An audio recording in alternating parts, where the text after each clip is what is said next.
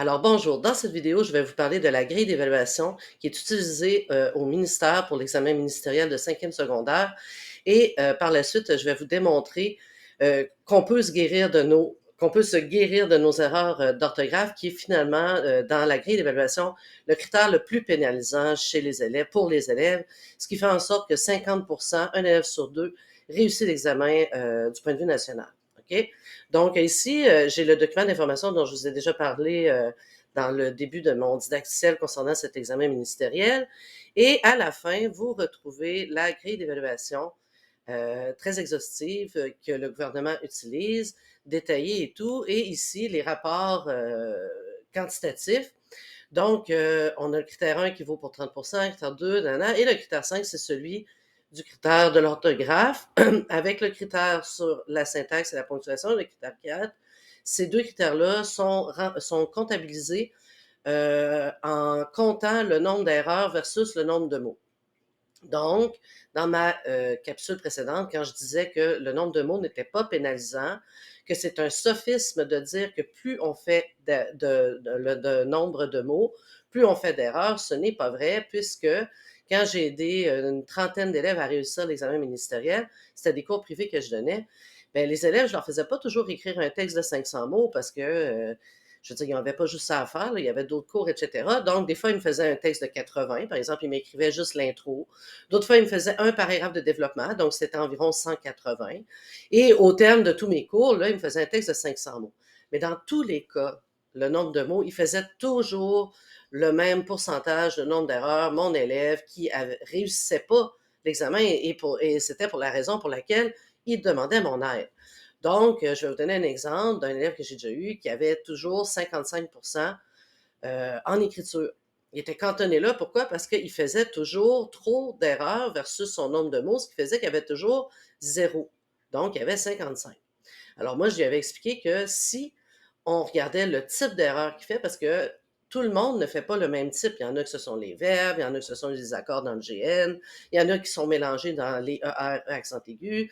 Donc, c'est vraiment, c'est très difficile d'enseigner l'écriture parce que on est obligé de personnaliser notre approche puisque tout le monde ne fait pas le même type d'erreur. Donc, pour revenir à mon exemple du petit gars qui avait 55 ben, quand il a fini par comprendre où il faisait toujours le nombre d'erreurs, il a arrêté de faire zéro ici, il est allé chercher 10 points. Donc, 55 plus 10, ben, il a eu 65 et c'est la raison pour laquelle il a réussi son examen ministériel. Donc, ça, c'est la grille officielle, elle est ici, mais moi, OK, je l'ai schématisé de cette façon-ci et je vais, dans un premier temps, vous l'expliquer. Et dans un deuxième temps, eh bien, je vais vous montrer à partir d'un élève qui, lui, n'était pas cantonné dans le 55, mais bien dans le 30 OK? Je vous expliquerai après le cas. Donc, comment j'ai arrivé, au terme de quelques mois, comment j'ai pu aider cet élève-là à ce qu'il se sorte de son 30 et qui atteigne le seuil de réussite de 60 Parce qu'il ne faut pas oublier que quand on n'est pas bon en français, le but, c'est pas de faire un texte comme le meilleur, le geek de la classe, qui a toujours dans les 90. Le but, c'est d'atteindre le seuil de réussite pour qu'on fasse, OK, bon, c'est beau, j'ai réussi mon français et maintenant, je peux aller faire ce que je veux faire dans la vie vraiment. Hein, parce que c'est pas tout le monde qui tripe, comme on peut dire, sur le français. Donc, la grille d'évaluation que j'ai schématisée, moi, j'y suis allée avec ces critères-là ici, personnalisé, approfondi, acceptable, sommaire et insuffisant.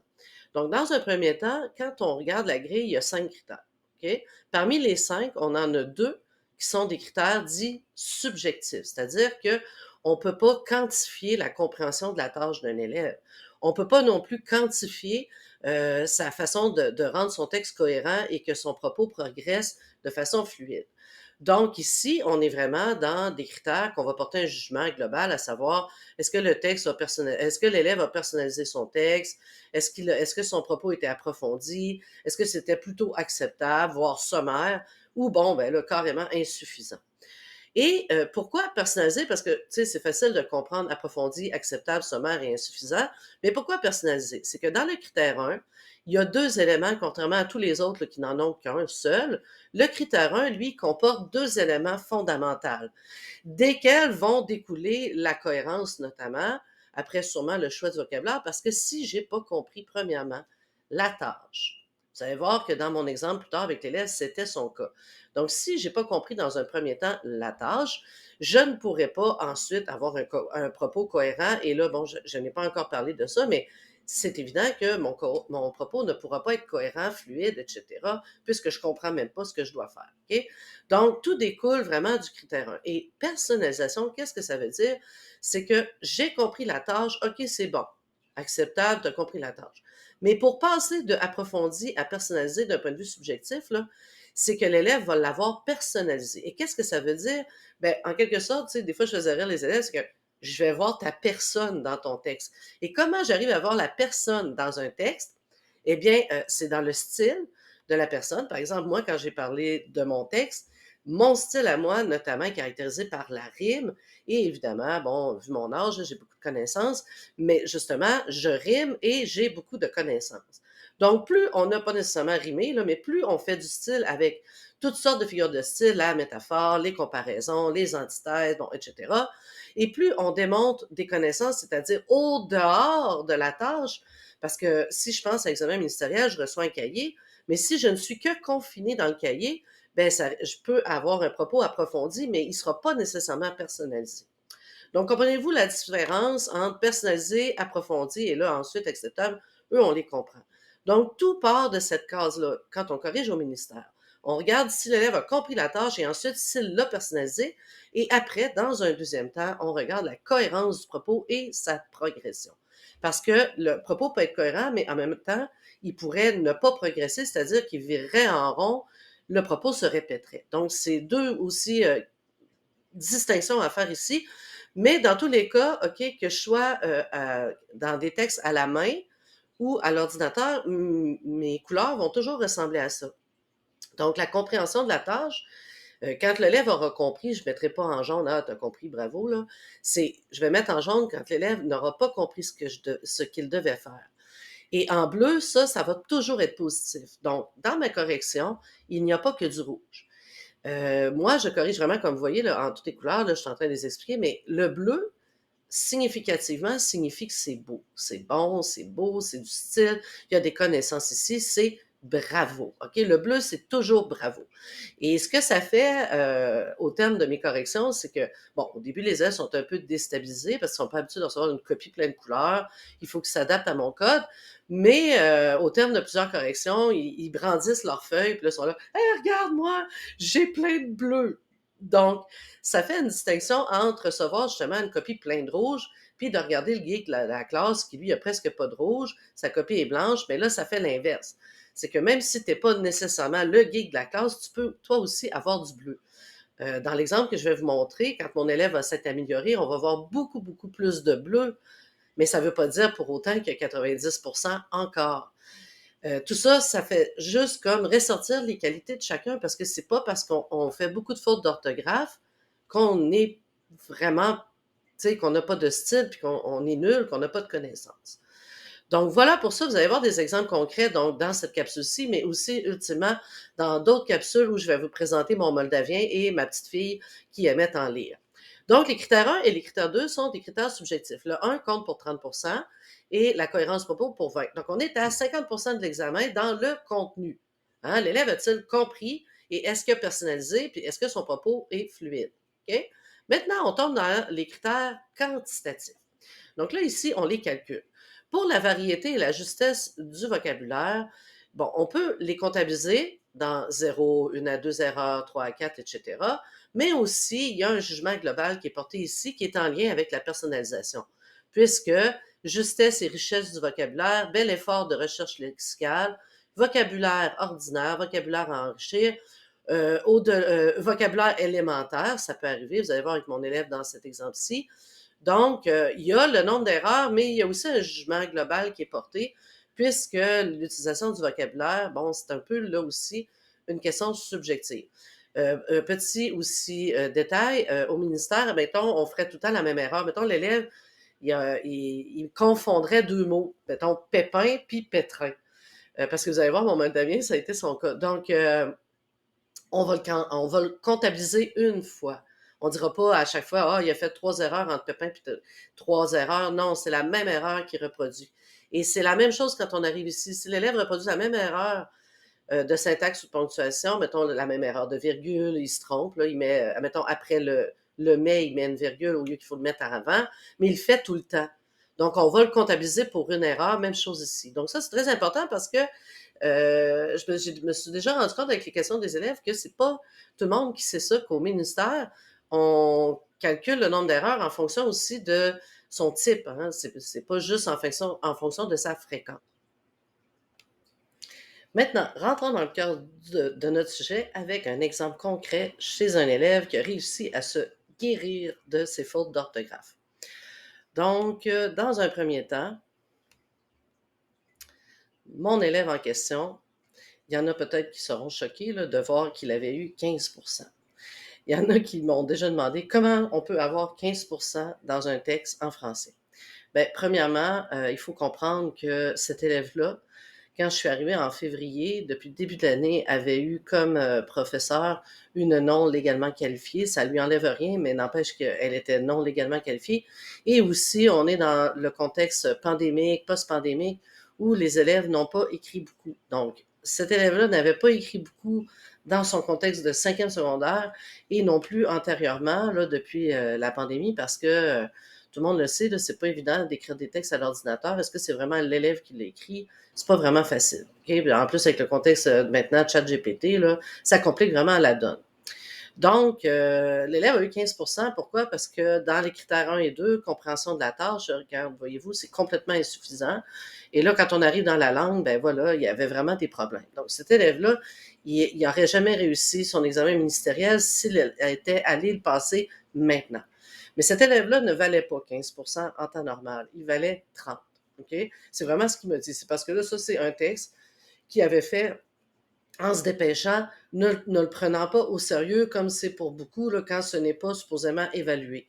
Mais moi, j'évalue tout. Donc, l'élève partait à 15%. On va regarder maintenant pourquoi. On va regarder d'abord les premiers critères, là, le critère 1 et le critère 2. Donc, je vais commencer par le lire. Donc, tu n'as pas respecté la tâche. On commence. Mon roman est l'épouvantail de Joseph Delaunay, publié en 2009. Mon livre se rapproche plus du courant littéraire, le surréaliste. Au cours de ces années, la fantaisie est devenue de plus en plus populaire et les gens voulaient ce genre de récit car il était irréel et te permet de t'imaginer alors un autre monde, dans un autre monde. Joseph n'a pas appelé son livre L'épouvantail pour rien. C'est le mot qui permet de lier toute l'histoire. L'épouvantail rappelle les personnes qui font peur et leur rôle dans le livre est de faire peur aux monstres et de faire peur. Et ce nouvel épouvantail qui se fait forcer est la clé de nouvelles je sais pas, ères, donc tout est lié.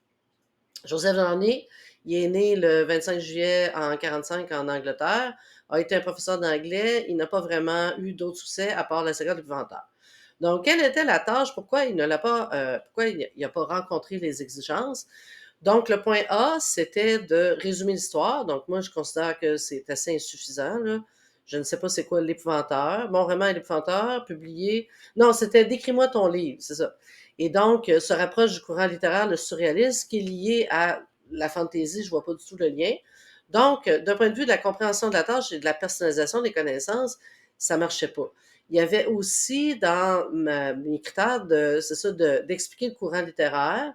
Ensuite, de parler de l'auteur aussi, professeur d'anglais, tout est insuffisant, c'est même pas sommaire, les informations. Et malheureusement aussi, la cohérence et la progression du propos, ben justement, son propos n'est pas super progressif. Bon, il n'est pas incohérent, mais il n'est vraiment pas d'un point de vue de la progression de ce qu'il devait dire. On est dans l'insuffisance, OK? Donc, c'est la raison pourquoi tout est encerclé ici du point de vue de l'insuffisance. Maintenant, comment quelqu'un pourrait avoir carrément zéro? Ben, il faudrait vraiment qu'il aille passer complètement à côté de la traque, ce qui m'est déjà arrivé avec des textes du chat GPT. Parce qu'il faut faire attention, le chat GPT, il est habitué à un type de questions, OK? Et si on le prend tel quel, puis qu'on essaie de répondre, mettons, à une tâche comme celle-là, ça ne marchera pas. L'élève passe à côté. Donc, c'est la raison pour laquelle je sens qu'un élève à zéro, ou encore, mettons, je sais pas, là, j'ai demandé ça, puis il me raconte une histoire, il est complètement dehors de la traque.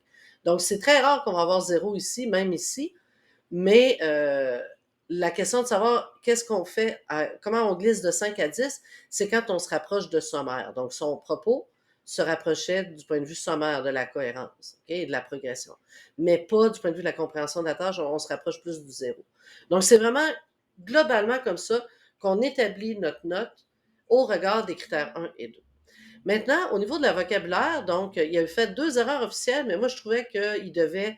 Son vocabulaire était ordinaire et même, j'aurais même dit à enrichir, mais j'ai donné 3 sur 5, en fin de compte. OK? Rappelons-nous ici, là, l'exemple le plus éloquent, là, rappelle les personnes qui font peur et leur rôle dans le livre est de faire peur aux monstres, c'est de leur faire peur. Hein? Bon, on pourrait-tu dire autre chose que peur, peur, peur? Bon. Et maintenant, au niveau de la syntaxe, donc, il faut y aller par le nombre de mots. Je ne peux pas, dans un contexte de correction à 4 groupes fois 30 élèves, calculer chaque nombre de mots là, par tête d'élèves. Donc, j'y vais globalement. Environ 9 mots fois le nombre de lignes, ça faisait environ 144 mots. Et ça aussi, c'était insuffisant, ce qui fait en sorte que ce n'est pas bien développé aussi. Donc, il faut faire plus de mots, il faut développer ses propos. Et c'est ce que je lui disais ici, mais d'un point de vue de regarder ces types d'erreurs, je vais y aller progressivement. Donc, dans un premier temps, je vais lui dire à lui, écoute, tu as fait ça, bon, OK, si tu avais corrigé toutes tes erreurs, au lieu de faire 12,5 de nombre, tu aurais fait 5,5. Donc, avec lui, on va commencer par regarder les verbes pour diminuer, comme ça, progressivement, son nombre sa fréquence d'erreur. OK? Et vous allez voir que dans sa deuxième fois, je vais y ajouter d'autres trucs à penser, pas juste les verbes. Je vais y remémorer, ah oui, oui, fais attention à tes verbes, mais je vais y ajouter d'autres trucs. Parce que l'idée, c'est de ne jamais surcharger l'élève en lui disant, mettons, ah, tu fais ci, tu fais ça, tu fais ci, ah, j'en fais trop. Quand il va vraiment progressivement, on lui dit, gars, toi, commence par ça. Après ça, on verra d'autres choses avec le temps. Donc, voilà pourquoi 15. Donc, c'est vraiment parce que d'un point de vue de la tâche, il a passé à côté, puis en plus, il fait trop de fautes. Donc, le gouvernement, qu'est-ce qu'il cherche à savoir quand il t'évalue dans un texte? OK? Il veut savoir, es-tu capable de me faire un bon texte? Puis, es-tu capable de ne pas faire de fautes? En gros, c'est juste ça qu'on cherche à évaluer, d'accord? Maintenant, sa deuxième fois. Bon, mon beau petit garçon, sa deuxième fois, il y a eu 53 d'accord? Là, ce que aussi tu dois comprendre, c'est que mon beau Jedani, il a terminé à l'examen ministériel à 59 c'est pas moi qui l'ai corrigé. À l'examen de mai, je suis arrivée en février, donc environ 2 à 3 mois plus tard, l'élève qui était cantonné dans le 30 d'un examen officiel a tombé à 59 presque 60. C'est vraiment dommage le point qui lui manquait. Mais tout ça pour dire que c'est quand même un bond de 30 en faisant exactement, en suivant plutôt exactement mes instructions. Donc, on va regarder son texte ici. C'est le même sujet que celui moi, sur lequel j'ai écrit l'agriculture. Donc, les élèves devaient écrire un texte sur l'agriculture. La question, c'était, sommes-nous prêts à affronter les enjeux entourant l'agriculture au 21e siècle? Donc, l'idée, c'est que depuis 100 ans, depuis l'ère industrielle, nous cultivons à outrance notre terre, ce qui fait en sorte qu'elle est épuisée. Il faudrait la laisser se reposer. D'accord? Donc, d'un point de vue du critère 1 et 2, donc, encore une fois, il ne fait pas suffisamment le nombre de mots, donc son texte n'est pas suffisamment développé. Je vais revenir sur la question de la source, puis son ouverture, dans sa conclusion, elle est boiteuse. OK? Mais par contre, il y a de bons éléments stylistiques. On va regarder tout de suite ce que ça veut dire avoir du bleu. Donc, ça veut dire quoi avoir du bleu? Bien, ça ressemble à ça. Voyez-vous? Contrairement à tout à l'heure, il n'y en avait pas. Il y avait juste comme même, il y avait un problème entre surréalisme et fantasia. Et là, ben non, il y en a plus. Autre tendance aussi qu'on remarque chez des élèves qui commencent à s'améliorer, c'est qu'au début du texte, ça va bien. Mais là, à un moment donné, oups, là, ça commence à bugger ici dans la cohérence du propos, ce qui fait en sorte qu'après, ben, on n'a presque plus de bleu. Ça va revenir ici un petit peu, mais oups, il n'y en a plus. Donc, les critères 1 et 2, la progression puis la compréhension de la tâche, c'est vraiment intimement lié. C'est ce qui fait en sorte que plus l'élève a compris, il a travaillé son style, plus ici, dans la cohérence du propos aussi, ça va devenir vraiment fluide. Et lui, ce qui fait en sorte que ce n'est pas bien, OK, au point de vue du vert, c'est que c'est surtout ces marqueurs de relation, il en manque, OK? Et chose aussi que j'ai constatée chez les élèves qui écrivent, qui n'ont pas beaucoup écrit, c'est que presque le seul marqueur de relation qu'ils utilisent, c'est le « et », donc l'ajout. Mais il y en a tout plein d'autres, là. Il y a la concession, la comparaison, la cause, qui est pas pareil que la justification. Il y en a tellement, la concession, l'hypothèse qui fait en sorte que vraiment, là, il faut marier. C'est ce qui fait en sorte que c'est comme des liens entre les phrases. Donc, plus on les diversifie, ben, plus aussi on vient personnaliser notre texte, mais bon, on démontre une compréhension approfondie, voire personnalisée. Donc, on regarde son texte du point de vue des deux premiers critères, premièrement. Vers 9000 ans, moins, avant Jésus-Christ, la population a trouvé un moyen de se nourrir en abondance, de faire des provisions et de trouver une source de revenus. Je faisais bien évidemment référence à l'agriculture. Cependant, depuis la révolution industrielle, le monde agricole rencontre plusieurs défis, ce qui m'amène à me poser cette question.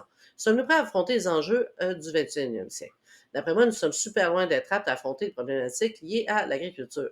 Tout d'abord, je pense vraiment que notre planète n'a plus les ressources nécessaires pour permettre à l'humanité de produire des récoltes. C'est-à-dire que l'humain a déjà épuisé toutes les ressources que notre planète pouvait nous offrir.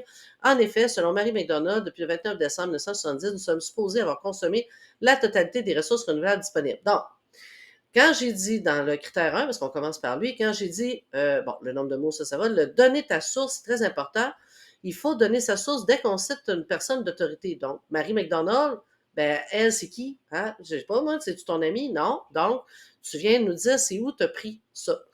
Petit bémol, c'est sûr qu'au ministère, je ne sais pas pourquoi, mais c'est pas tous les élèves qui gardent. Par exemple, Marie-Hélène Ayotte, Collège de Laval, elle les a pas donné ses références, mais Valérie Barrière, à l'externat Sacré-Cœur, elle nous les donne. OK?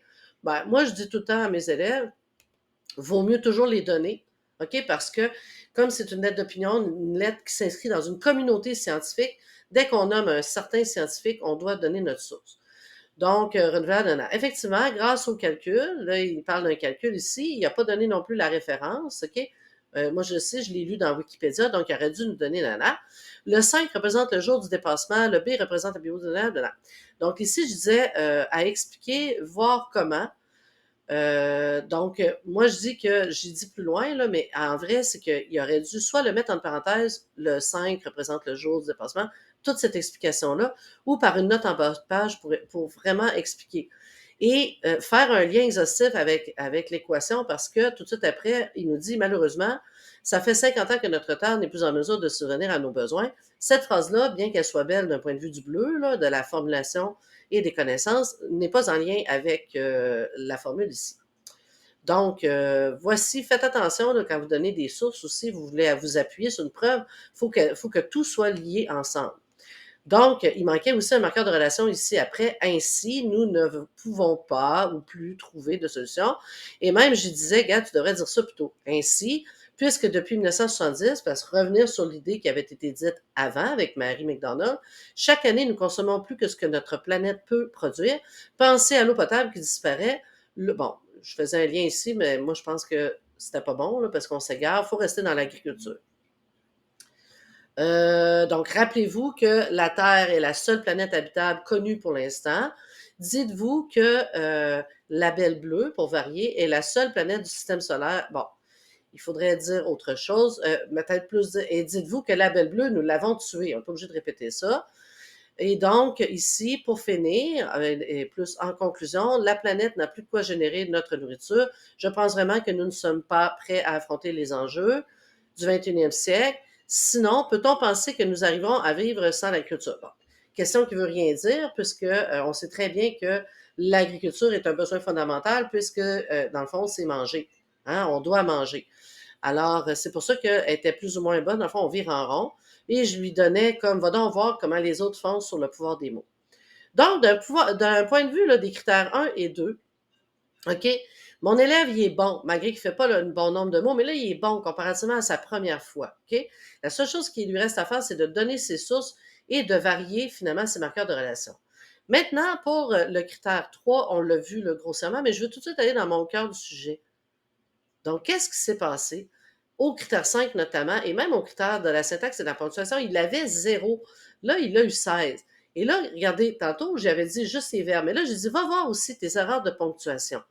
Et au niveau de l'orthographe, j'ai dit, gars, te comprends-tu qu'avant, tu avais 9,5 puis là, tu es rendu à 5,5.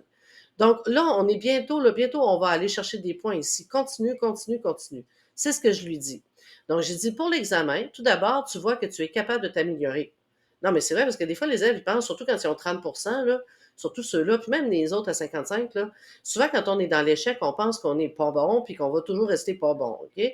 Mais c'est pas vrai. Fait que c'est ce que je lui dis ici. Ensuite, ben, là, je diversifie tous les critères. J'ai déjà dit pour les critères 1 et 2. Et là, j'ai dit pour les critères 4, OK, fais attention à tes fautes de ponctuation, on va aller les voir. Et là, pour le critère 4, j'ai dit, garde encore tes verbes, mais là, j'y rajoute un point, le tout. Allons voir qu'est-ce que ça donne. Donc, au point de vue de la ponctuation, ben, évidemment, il y a des marqueurs de leçon comme bien évidemment. On est obligé de l'encadrer de virgule. Pourquoi? Parce que je faisais sujet, verbe, complément direct, je faisais référence, je faisais quoi? Référence à. Donc, lui, il vient s'intercaler entre le CD et le verbe principal, donc ça prend des virgules. Quand on dit ce qui m'amène à poser cette question, ben, on met les 2 points, puis ici, ça va prendre une minuscule. Donc, c'est vraiment des erreurs de ponctuation faciles là, à penser. Les erreurs de CP, virgule CP, il va en avoir un autre plus loin. La terre, ben, ça prend une majuscule. Et ici, c'est un point virgule ou un autre point. On aurait pu mettre un point tout court. Encore ici, une virgule CP et là, une question, point d'interrogation. Donc, c'est pas hein, pour rien que je lui ai dit que ces virgules-là, c'était facile à penser. Et maintenant, au niveau de l'orthographe, si on regarde, c'est encore les verbes. A, trouver, PPA. La plupart du temps, ils ne s'accordent pas, fait qu'ils accordent-le pas. PPE, sommes-nous prêts? C'était dans la question. Ça, c'est niaiseux. Beaucoup d'élèves font cette erreur-là de mal reproduire la question. Donc, PPE, pluriel, S ici. Être apte, c'est la même chose que sommes-nous prêts? Ça prenait un S ici. Épuisé, lui, il n'y a pas rapport là-dedans. Celui-là, j'en ai pas tout de suite parlé. On ne fait pas une surcharge cognitive. On y va vraiment graduellement. On veut vraiment que graduellement, les erreurs cessent. Donc, ici, encore PPE. Et peut-on penser? Donc, on confondu avec le pronom avec le verbe avoir, ils ont. Donc, on peut. Et peut-on mordre? Donc, penser. Donc, j'y suis vraiment allée grossièrement, je veux dire, graduellement, pour que l'élève en arrive à ne plus faire le même nombre de mots. Et c'est ce qui fait en sorte qu'il est passé de 15 à 53 en l'espace de peu de temps. Et c'est ce qui fait qu'il a quasiment réussi son examen ministériel à un point qui lui manquait. Ça n'a pas de sens. Là. Je veux dire, si jamais tu écoutes cette vidéo, Jedani, je te dis que vraiment, je suis déçue que tu n'aies pas réussi à passer le cap comme on aurait voulu pour toi. Donc, voilà, c'est ce qui clôt l'histoire de la grille d'évaluation. Ça va revenir dans mes autres capsules, mais en fait, cette vidéo-là voulait fondamentalement vous démontrer que même si on n'est pas bon, dans le 30 qui est comme presque dans le fond de la cale, on peut s'améliorer. Pourquoi? Parce que c'est notre langue maternelle ou une langue qu'on est en train d'apprendre pour les autres, les allophones. Mais dans la plupart des cas, c'est notre langue maternelle. C'était le cas pour Jedani. Donc, c'est pas du langage mathématique, c'est pas une autre langue. C'est juste que il faut apprendre à la réfléchir et non pas à continuer de se cantonner dans nos automatismes qui nous amènent à finalement reproduire le 30 pour mon beau Jedani. Alors, à suivre pour les autres, pour mon Moldavien et celle qui aimait tant lire.